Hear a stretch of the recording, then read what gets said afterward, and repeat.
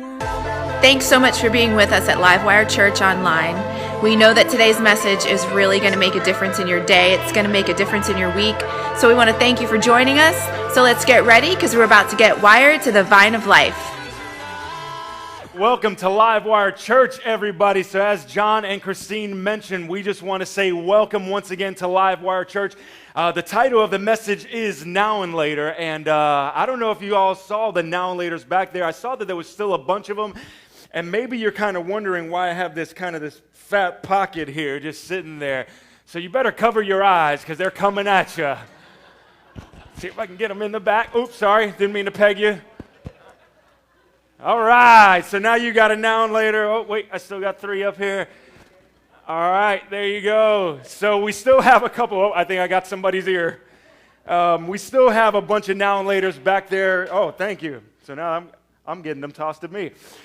So we still have a bunch back there. Make sure you grab some of those Now and Laters. But you're probably wondering, like, what in the world does Now and Laters have to do with life? I was checking out the just kind of how Now and Laters were created. And the intent was, the reason why they were called Now and Laters, or why they are called Now and Laters, is because they were meant for a person to take one of the taffy bars, one of the Now and Laters, and have one now, and then save the rest for later, which is probably what you thought, and that's really where the name came from, Now and Laters. Have one now, save one for later. Now, what does that even have to do with our life? How does that relate to our life? Well, we're going to get there. We're going to go there today. In fact, we're going to go back to our story, or the life of Joseph.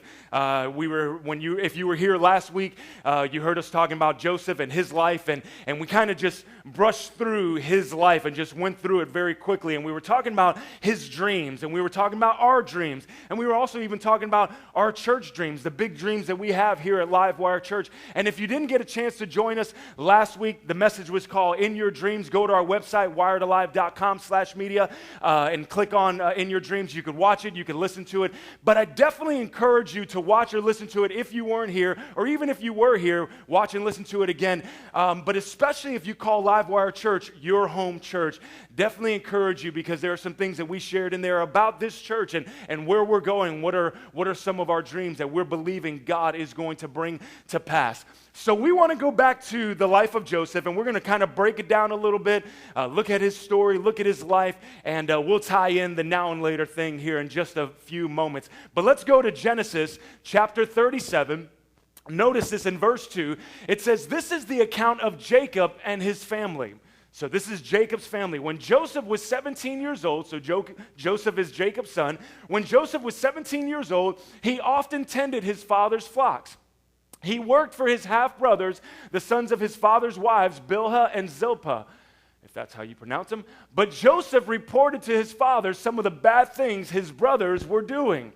Now, one of the things that we found out last week is that Joseph's brothers hated him. They couldn't stand Joseph. His 9 other brothers, they couldn't stand him. They couldn't stand Joseph. And one of the reasons is because of his dreams. Joseph would share his dreams, and one of his dreams, you remember that he was talking about that they were putting together their bales of grain, and all of a sudden his bale stood up, and their bales came over and started bowing down to his bales, and they hated him. But one of the other reasons they hated him is because Joseph was daddy's favorite. Jacob favored Joseph so much, in fact, to the extent that he made him a coat. It's called a coat of many colors, and you've probably heard of that before. But Daddy made him this coat, and he favored Joseph. Parents, that's not wise. You don't want to do that. You don't want to favor one of your children over your other children, because it just creates problems. It just creates division. It creates hatred amongst the siblings and all of that. And so that's just not wise. But Joseph, that's one of the reasons that his brothers hate him. The other reason was Joseph was a tattletale. Joseph would always tell on his brothers. I mean, anybody have a brother like that? I mean, I remember when Tony and I were probably teenagers, and our brother Joe, sometimes he would tattle on us, and it's like, man, you little rat. What's wrong with you? You're supposed to be with us. You're supposed to be on our side. What's wrong with you? I mean, we probably all have had somebody, whether it was a friend or have you ever gotten in so much trouble or almost, in a sense, gotten caught or confronted about something that you possibly did? and you and your friend are right there, and whether it's a parent or whether it's a teacher or somebody, and they're just like, who did it? What happened? Why'd you do it? What's going on? And you're just like, I'm going to stand strong. I don't know who did it. I don't know who was there. And your friend rats you out like, no, he did it. It's like they don't want to be punished, or they don't want to go through whatever it is, whatever the punishment might be. But this was Joseph. Joseph ratted out his brothers often. And everybody knows what happens to snitches, right? Snitches either get stitches or they end up in ditches. And that's exactly where Joseph ended up. He ended up in a ditch, right? Because here's Joseph. He's like, hey, I'm going to tell my dad. I'm telling daddy what you guys are doing. And the other thing is that Joseph was 17 years old, and he's tattletaling on his brothers. But this was the reason they hated him. They couldn't stand him because daddy favored him, and he was always tattletaling. And then he would, on top of that, then he would tell them about their dreams and how one day they're going to bow down to him and that sort of thing. Joseph had a little bit of pride in him. See, sometimes we read about the life of Joseph and we just think, he went through all this unfair stuff, which we'll see in just a few moments, and we're just like, man, that's unfair. And it is. But there were some things. Joseph wasn't a perfect kid. Joseph didn't do everything right. There were some things that God wanted to work out in Joseph's life, just like he wants to work out in our lives. And so one day, Dad Jacob tells his son Joseph, hey, he says, your brothers are out in the field. Go see how they're doing. Go see how everything's going on. Make sure they're doing their work and come and report back to me. And so Daddy sends him out, and notice what happens. We pick up in verse 18. When Joseph's brothers saw him coming, they recognized him in the distance. Of course, he had that coat of many colors that he was wearing. As he approached, they made plans to kill him. Here comes the dreamer, they said. Here comes that dreamer. Here comes that one. We can't stand when he tattletales. Daddy definitely likes him the best over all of us. But even more than that, we just can't stand his dreams. And here comes that dreamer. Notice what happens. Come on, let's kill him. Let's throw him into one of these cisterns. Let's throw him into the well that wasn't being used. Let's throw him into a ditch because he's a snitch. We can tell our father a wild animal has eaten him. Then we'll see what becomes of his dreams. They're like, here comes that dreamer. There he goes again. I'm sure he's probably going to walk up and say, hey, guys, I had another dream last night, Before he could even tell us what his dream is, let's just kill him. Let's just get rid of him. Let's just get rid of our brother and be done with him. And then let's see what happens to his dreams. Let's see what happens to these dreams that he's talking about and how great he's going to be and how one day we're going to bow down to him and all of that. Let's see what turns up. Let's see what happens with his dreams when you're dead, Joseph. And so they're plotting this and they're planning this and they're thinking about it. And so they have these plans that they've conjured up because they're thinking, hey, you know what? We'll put an end to those dreams. Now, if you don't get anything else out of this message today, please get this.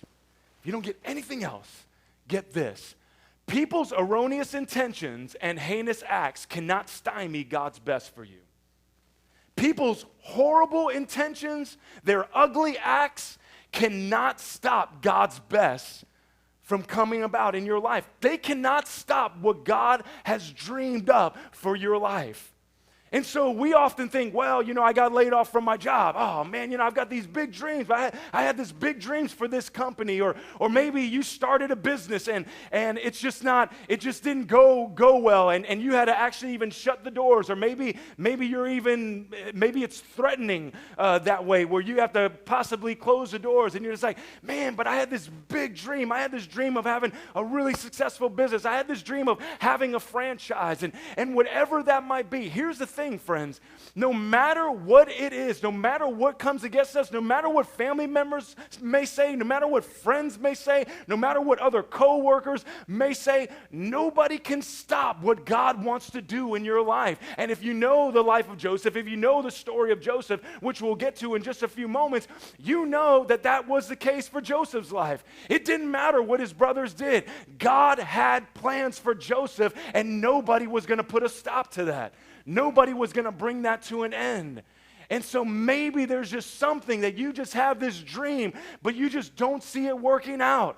You don't see it happening, and you just see everything just coming against you and everything messing it up. And you're just wondering, like, man, is this even going to happen? Understand this, that whatever dreams God has for your life, He's going to bring it to pass. Nothing is going to stop God. No matter what people say, no matter what people do, they cannot stop God's plan from being fulfilled in your life.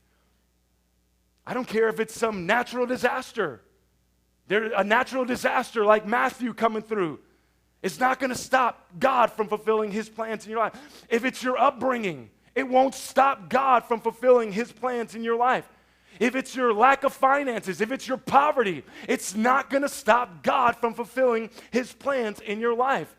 If it's people's negative words, negative actions, if it's people trying to hurt you, it's not going to stop God's plans for your life. It's not going to stop God's plans for my life. And so there again, people's erroneous intentions and heinous acts, it can never stop. It can never bring a halt to God's best. So his brothers, Joseph's brothers, they're just like, let's take care of this guy. Let's just throw him in this ditch. Let's kill him and let's just get rid of him. Let's just be done with him and let's see what happens with his dreams. Notice continues on. Instead of hurting him, verse 27, let's sell him to those Ishmaelite traders. So these traders were coming along as the brothers, Joseph's already thrown into the ditch because he's a snitch. And so he's in the ditch and they're just like kind of pondering, okay, what should we do? Should we actually kill him? Then his blood's going to be on our hands. Or should we, there's some traders coming along. So after all, he is our brother, our own flesh and blood. And his brothers agreed. So they agreed, hey, let's not kill him. So when the Ishmaelites, who were Midianite traders, came by, Joseph's brothers pulled him out of the cistern and sold him to them for 20 pieces of silver. And the traders took him to Egypt. Now, just a little rabbit trail for just a second. If you've ever read the life of Joseph, you also see a lot of correlations between Joseph and Jesus Christ. In fact, Joseph was sold for 20 pieces of silver. Jesus was sold for 30 pieces of silver. Sold for silver, though. Sold away. But you see kind of just little pieces of Jesus' life even in the life of Joseph. So his brothers say, you know what? Okay, we'll sell him off. We'll get rid of him. We'll let him go. And this way, we didn't kill him. His blood is not on our hands, but at least we just got rid of him. We'll pawn him off. He's gone. He's out of our hair. We don't have to hear about Daddy saying, oh, come here, Joseph. You're my favorite son. We don't have to hear Joseph telling us about his stupid dreams again. And, we got rid of our brother who tattletales on us all the time. So now we can do whatever we want because we've gotten rid of Joseph, or so they thought. So now these Ishmaelite traders, they actually make their way over to Egypt. And we pick this up in chapter 39, verse 1. When Joseph was taken to Egypt by the Ishmaelite traders, he was purchased by Potiphar, an Egyptian officer. Potiphar was a captain of the guard for Pharaoh, the king of Egypt. Potiphar was a pretty powerful dude. I mean, he is the captain of the guard over Pharaoh's palace. And so he's a pretty big dude. And so here's Potiphar. He decides, you know what? Yeah, I'm gonna purchase this guy. I'll make him my slave. So now all of a sudden, Joseph, think about this, 17-year-old boy that was free, was loving life, was enjoying his family, enjoying his friends. I mean, he was comfortable. Everything is going well. And now Joseph gets sold into slavery. He was free, and now Joseph is a slave. Now he's a slave in a faraway country that he doesn't know anything about their customs, their language. He knows nothing about Egypt. I mean, can you imagine if that was you, if you were stripped away from your family and you were taken to another town or another city or even another nation? You're removed from your family. How would you feel? Like, what would be going on in your mind? And this is happening around the world. Sex trafficking. I mean, it's happening around the world. Boys that are being forced, that are taken away from their families. This is happening around the world. Boys that are taken away from their families and being forced to be in an army that they didn't sign up for. Women, girls, young girls are being just placed with men and used for sex over and over and over again, taken away, stripped away from their family. What if that was you? What if that was me? Like, how would we feel? And what would be going on? Like, what are the emotions that we would be feeling, and what would be going on in our minds, and what would we be thinking? See, because a lot of the things that you're thinking is exactly what Joseph was experiencing, and even more so. But here's Joseph, and now he's a slave, and Potiphar owns him now. Look at verse 2. The Lord was with Joseph, though. Now, that's important to note, because a few moments ago when we were just praying and we were just saying, even if we're going through some tough stuff and some hard things and some situations and circumstances, if we look, we can see that God is still with us. See, Jesus will never leave you. He will never forsake you. And sometimes the situations and the circumstances of life, it seems like Jesus has left. It seems like he's gone, like he's skipped town, like even our situation and our circumstance, it took him by surprise, it seems like. But that's just what it seems like to us in the natural. Whenever we're looking with our natural eyes at our situations and our circumstances, we will miss what God is doing and what God is wanting to do. And so that's why Paul writes, and even the writers write in the New Testament, that we have to fix our eyes. We have to keep our eyes on Jesus. Because if we take our eyes off of him and we put our eyes upon the situations and the circumstances of life, then we're going to start believing our situations, and we're going to say, well, it's never going to get better. It's never going to get better. I'm never going to be on top. I'm never going to overcome this. I'm never going to succeed. I'm never going to be a success. But to the contrary, if we will keep our eyes on God. Friends, here's where the rubber meets the road. Because let's be honest, it's easy. It is absolutely easy to trust God when I've got money in the bank. It's easy to trust God when my marriage is firing on all cylinders. It's easy to trust God when my career has taken off, when my business is successful. It's easy to trust God when my kids are obeying and they're doing whatever they're told and all of that. I mean, I've got the best kids. Like, it's easy. It's easy in those times to trust God. It doesn't take much to trust God in that. Come on, let's be honest. But where the rubber meets the road is when things go awry, when things aren't going, when my marriage isn't firing on all cylinders, when my career isn't taking off like I thought it should, when my business isn't as successful as I dreamed that it would be, when there's not much finances in the bank, and in fact, I'm working and I'm going from paycheck, I'm living from paycheck to paycheck. It's harder, isn't it, in those times? But friends, here's where, again, the rubber meets the road, because here's where a lot of people turn away from God. And dare I say, here's where a lot of Christians walk away from God. Well, I didn't know I had to suffer. I didn't know there would be some struggles. Well, I didn't know this is what it was going to be like. I didn't know it was going to be so hard to love her or to love him. I mean, I thought, when we got married, like, it was going to be bliss from here on out. I thought it was going to be a honeymoon forever. Newsflash. After a year, man, the honeymoon's over. It's done. That's why, actually, if you look at the Jews and their law, when they got married, the husband was to stay home for a year. He wasn't to go out to war. He was to be with his wife for a year, because they had a honeymoon all year. But once a year and a day came, boom, honeymoon's over. Boy, you got to go to work. The honeymoon's over, all right? Now reality hits.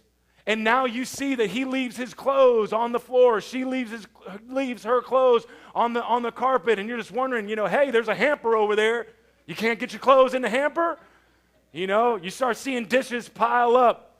The grass starts looking like Jungle Larry's outside. And you're wondering, like, man, I thought this guy, I thought this woman, I thought we were in love. Here it is, friends. Here's the thing.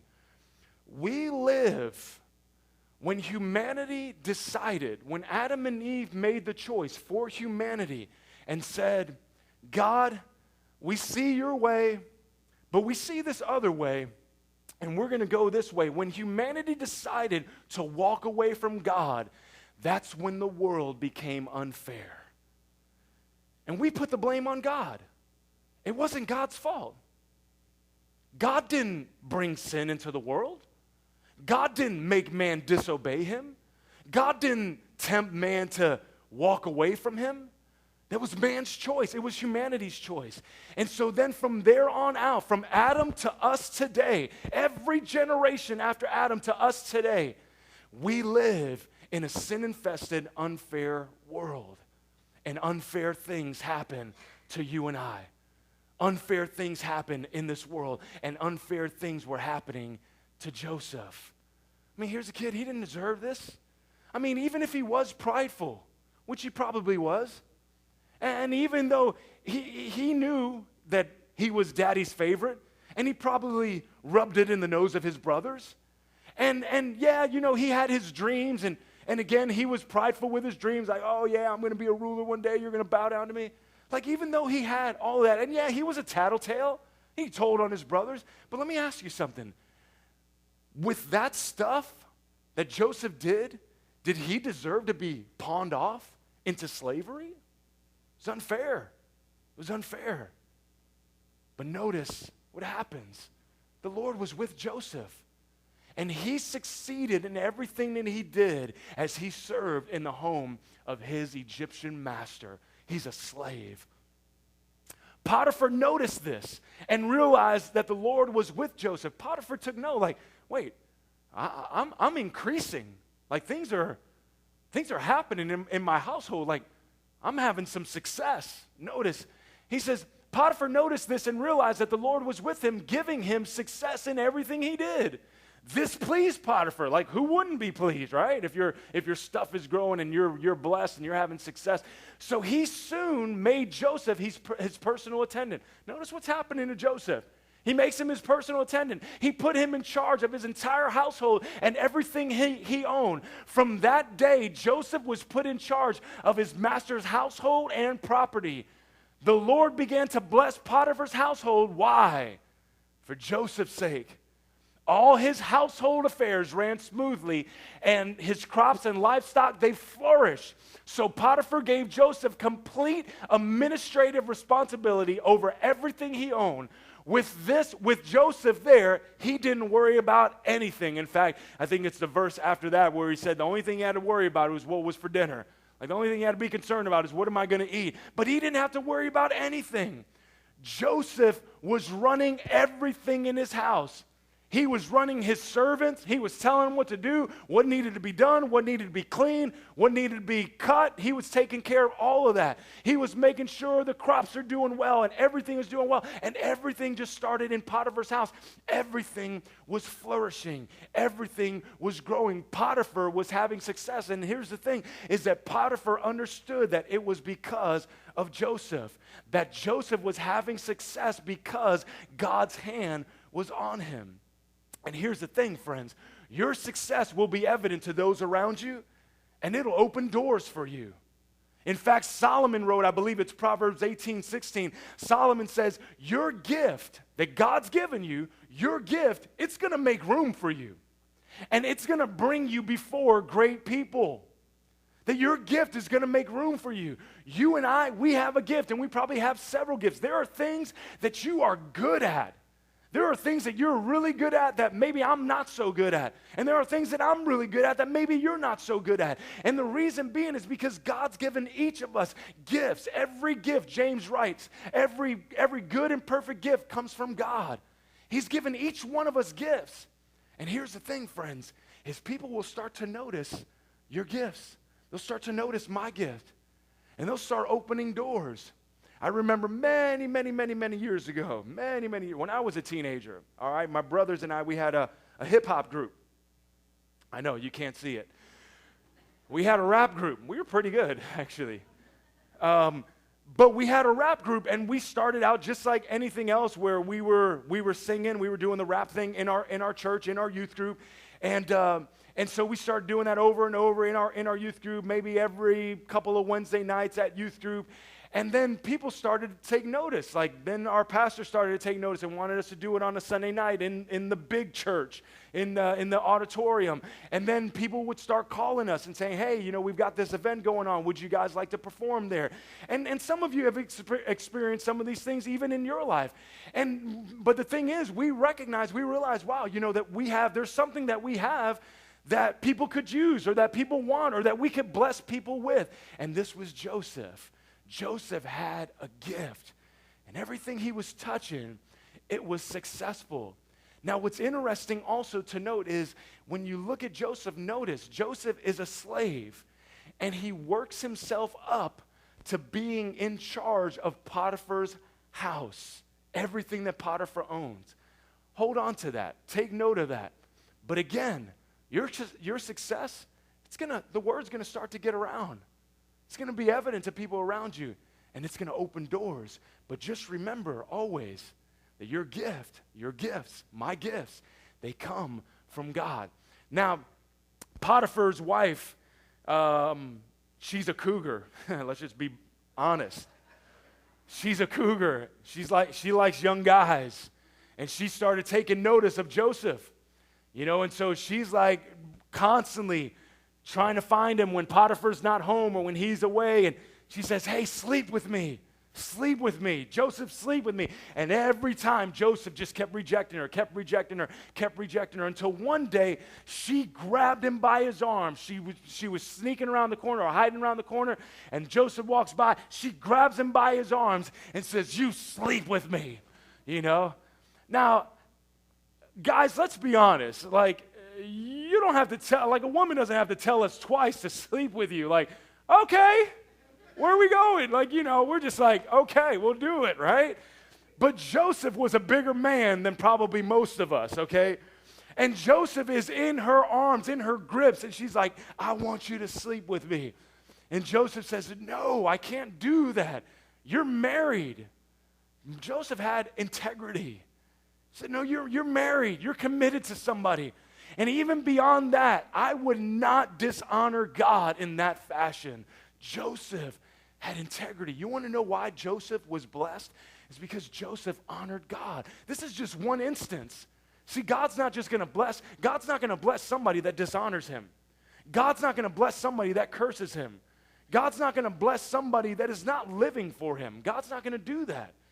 And so the reason why Joseph had God's blessing on his life is because Joseph was a man of integrity. Joseph was a man that loved God and that honored God. And this is just one instance. And Joseph says, no, I'm not going to do that. I'm not going to dishonor God. And so Joseph's trying to get away. Finally, he was able to kind of slither and wiggle his way out of his coat, and he took off. He ran. He got out of that house. Before he was even tempted anymore, he took off and ran. Well, Potiphar's wife is like, well, I gotta make up a story here because, obviously I don't want my husband to think that I was trying to force myself on him even though I was. So she starts screaming, help, help.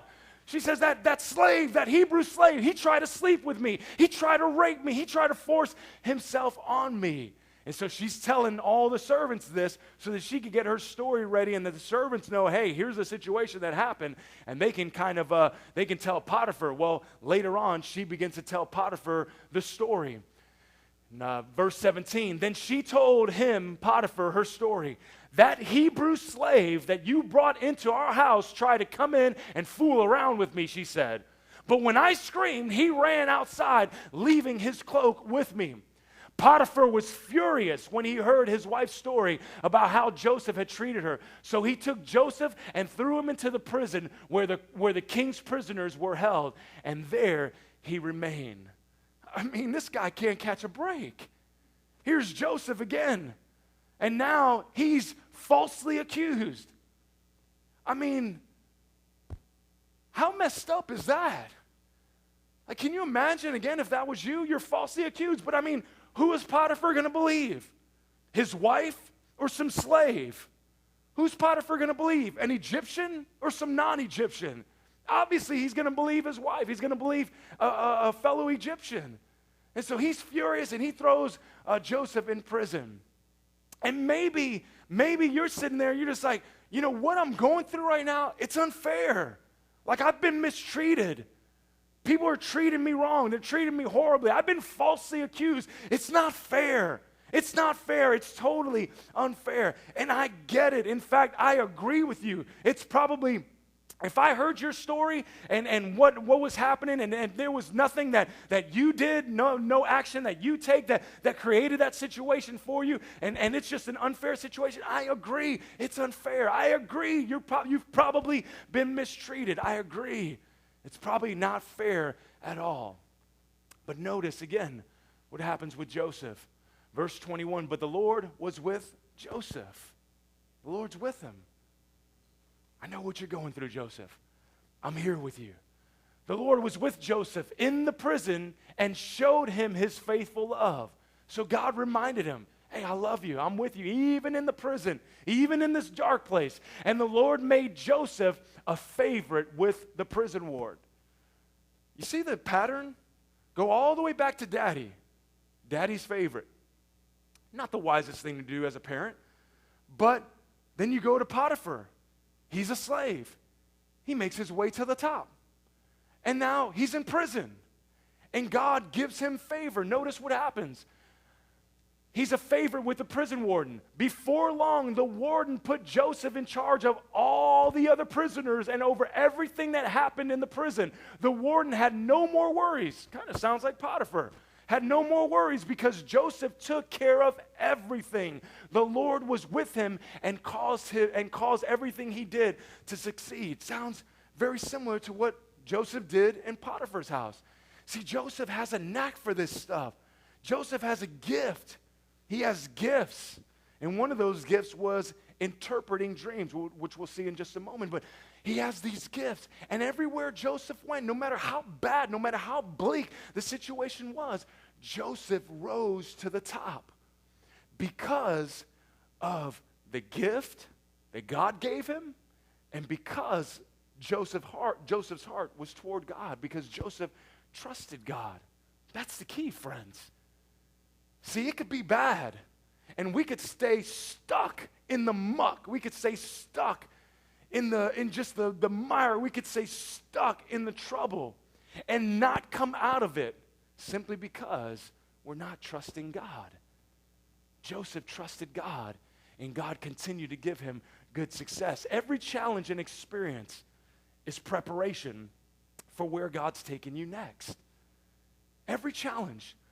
The choices that you and I make today impact our tomorrow. What we say and what we do now affects later. It affects our later. This is where the whole idea of the now and later comes in, because we just think, oh, here's what I'm facing now, here's what I'm facing now. But if we'll have the right attitude in it, if we'll trust God through it, even though it is hard, I get it. If we'll trust God through it, when it's difficult, when it's challenging, when it's hard, when it's not fun at all, if we'll trust God through it, that challenge is preparation for something that is coming up next, for where God is taking you, for where God is taking your life, where God is taking your marriage, where He wants to bring your marriage to, where He wants to bring your family to, where He wants to bring your finances to, where He wants to bring your career, where He wants to bring you in your business. It's all preparation. Every choice we make today is preparation for tomorrow. And that's why, friends, we must choose wisely.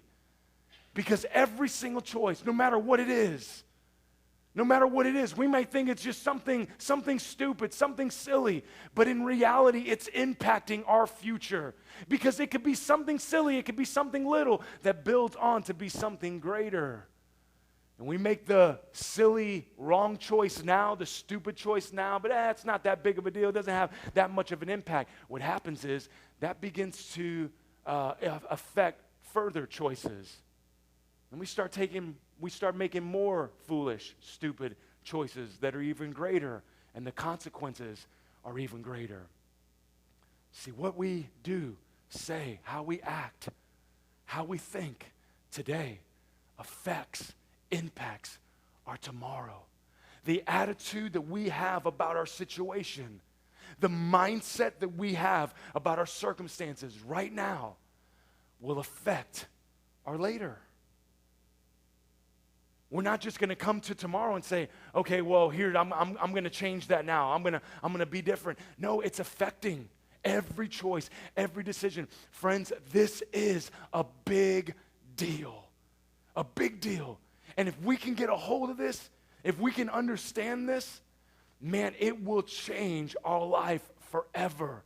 Because then we will know that it's not just that this is today, and it's not just that I'm going through a rough patch today, or I'm going through a hard time today, that it's not just that it's today, but tomorrow will be different. Yeah, I understand that, and I'm hoping for that, and I'm trusting for that. But if I don't change my choices, if I don't change what I think about, what I'm saying, and what I'm doing, tomorrow is going to be the same. And this is where, like, going back to New Year's resolutions, this is why we resort back to what we've always done, because we attempt changes, but we didn't continue to making the choice that'll affect the next day, and the next day, and the next day. And consequently, we find ourselves back to eating whatever we want. We wanted to exercise, we wanted to diet, whatever. We wanted to get our finances in order. We wanted to be a better husband, a better wife, whatever. But our choices, friends, they matter. And they're impacting the next day, even the next moment. And so all this that Joseph was going through was preparation. The stuff that you're going through, the stuff that I'm going through is preparation for what God is doing and what God is bringing us through. So here's Joseph. He's in prison. And there's a baker and a cupbearer that has a dream one night. And they begin to tell their dreams to Joseph. And Joseph interprets the dreams. You could read it later on. But Joseph interprets the dreams, and he tells him, okay, well, here's what your dream means. And he tells the baker, he says, baker, Pharaoh's going to kill you. Your life is over. You're dead.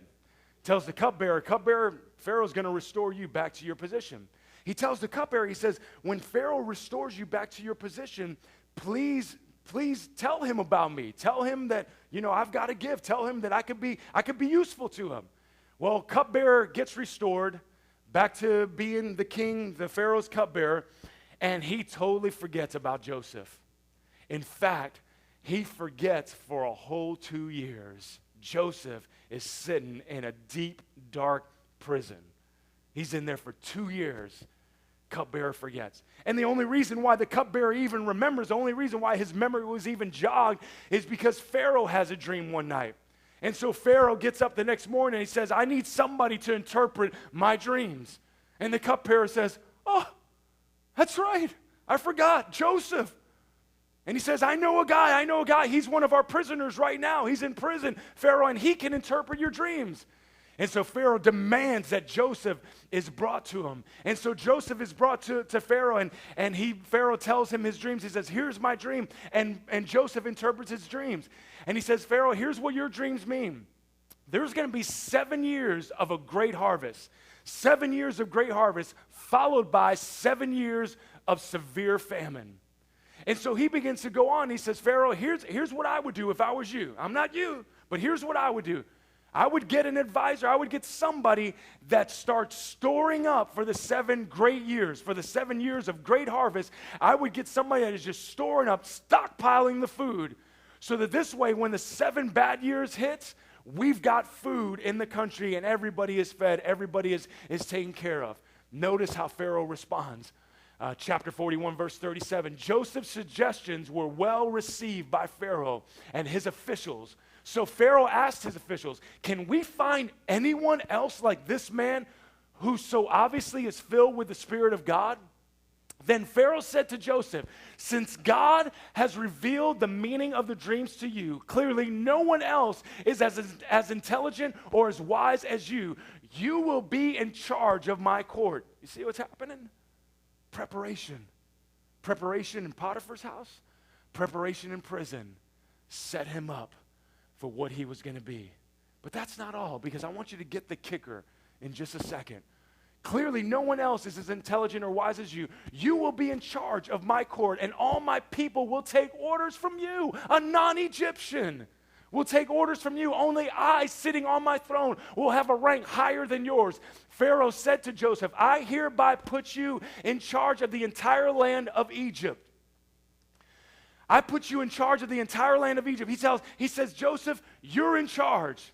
You are now second in command. You are now in charge of all of my kingdom. You see what's happening? I mean, here's Joseph that went through all of that stuff that was absolutely unfair, that was absolutely mistreatment. But God was preparing him. God was preparing him. Now, when Joseph became second in command, he was 30 years old. You remember when he was sold into slavery? He was 17 years old. 13 years of his life was lost. Or was it? See, Joseph learned in those 13 years. And God developed his character. And God built him up. And God was working on some things in his life to get him ready to be second in command. And then years later, so here's the 7 years of the harvest that Joseph goes through. And then about 2 years after that, now into the years of famine, the great famine, right? 7 years of good harvest passed, about 2 years. Joseph's right at 39, 40 years old. Jacob, his dad, sends his brother to Egypt because Egypt's got food. In fact, the known world, all the people were coming to Egypt because Egypt had food. Everybody is affected by the famine. So Jacob does the same thing. He sends Joseph's brothers. Long story short, you gotta read it because it goes on further, it goes in more in depth. But long story short, Joseph's brothers come in and they realize, hey, this is a ruler. This is a guy who's in charge.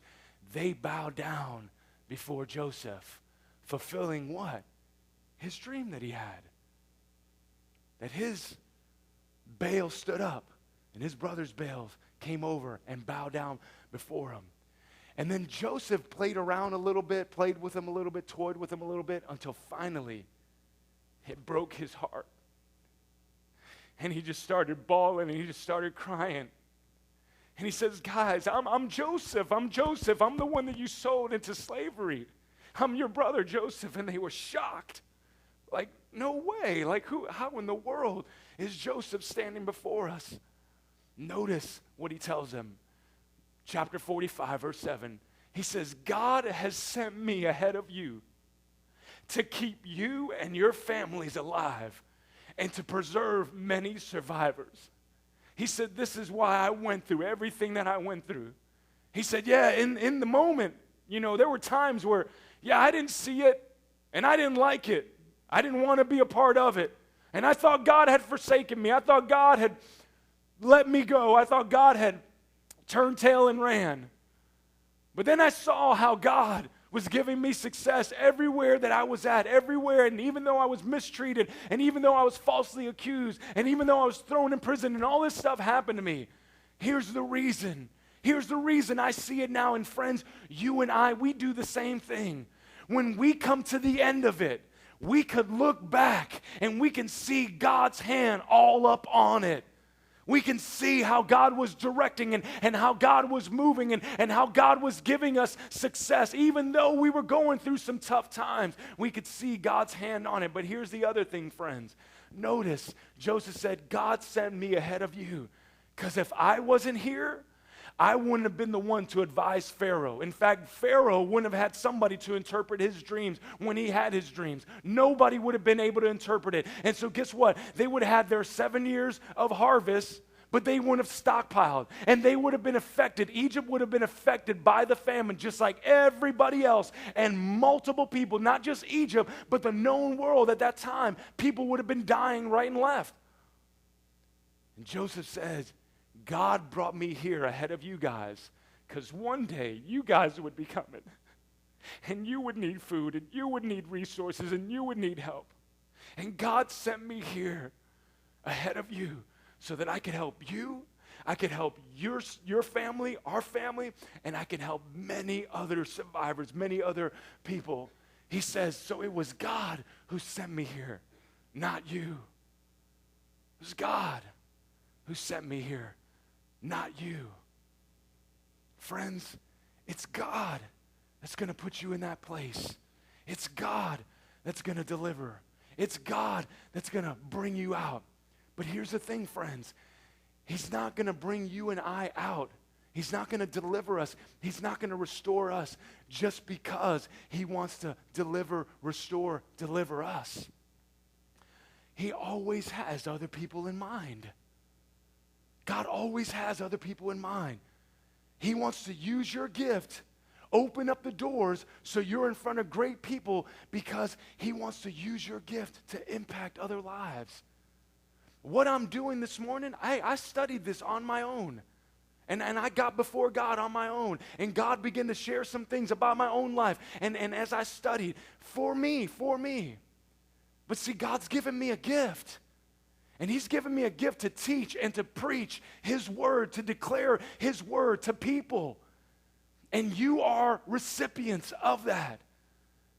And God sent me ahead of you to get this message that some of you, all of us, need to hear this morning to impact your life so that you would also impact lives. See, God's always got more than just you. It's not just about you or me. It's about people around us. And he is the one who made me an advisor to Pharaoh, the manager of his entire palace, and the governor of Egypt. Joseph was second in command. Real quick. Life's challenges are part of God's plan to help you blossom. God's plan to help you grow. Life's challenges. And life's experiences are part of God's plan to help you help others. See, unhealthy people can't help people. Healthy people help people. And so God wants to get us to a place where we're healthy, where we're growing, where we're developing so that we can impact the lives, so that we can be a help and assistance to other people. Again, people's erroneous intentions and heinous acts can't stop what God is going to fulfill in your life and in my life. So the question, friends, what's God preparing you now for what he's got for you later? What's he preparing now? What's he doing in your life now? What's preparation now for what he's got in store for you and for me later? Because he's got some incredible things in store for our lives. But we've got to be willing to say, okay, God, whatever it is that I've got to go through, I want you to lead me, to guide me, direct me. I know that you're going to give me success. God, I just thank you for your word today. I just thank you for what you've shared with us today. And God, I pray today, right now, as even part of the preparation, that right now we would allow what you have spoken to us today to land on the launching pad of our lives where it needs to land. That we would let it land there, and that God, that we would let it begin to make a difference in our life. Your word, that we would let it make a difference, begin to let it make a difference in the way that we think, the way that we talk, and the way that we act. That the preparation that is going on in our lives today, now, we understand, God, that it is impacting our tomorrow, our later. So, God, we want to allow you to work and do, mature us, develop our character, work in us, strip away whatever it is that needs to be stripped away, cause to blossom and grow whatever needs to grow and blossom. God, right now, today, we give you our lives fresh and anew. In Jesus' name we pray. Amen. Amen.